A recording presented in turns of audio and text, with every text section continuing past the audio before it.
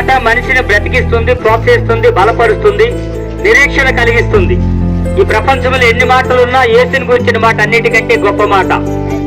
ఎందుకు యేసుని గురించిన గొప్ప మాట అని చెప్తున్నానంటే, ఈ సృష్టిని మనం చూస్తున్నప్పుడు ఏదో ఒక ఇంటిని చూస్తే ఇల్లు ఎలా వచ్చిందంటే ఇంటిని కట్టిన మేస్త్రి ఉంటాడు, ఇంజనీర్ ఉంటాడు.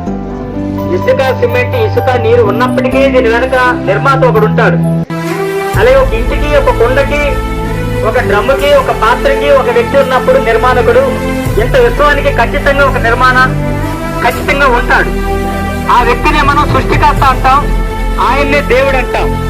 ఎవరు సృష్టి చేశారో అతను సృష్టికర్త లేక దేవుడని, ఆయన్నే మన తండ్రి అంటాం.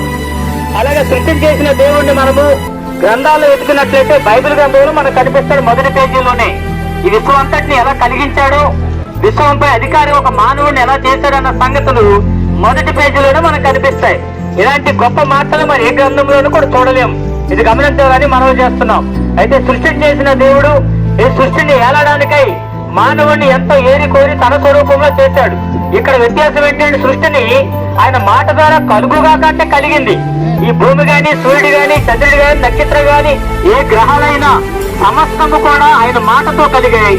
మానవుని తన పోలికలు, తన స్వరూపములు మట్టితో చేసిన దేవుడిగా మనం చూస్తున్నాం. మట్టి మనిషిని ఎలా చెప్తారనంటే, మట్టిలో ఏమున్నాయో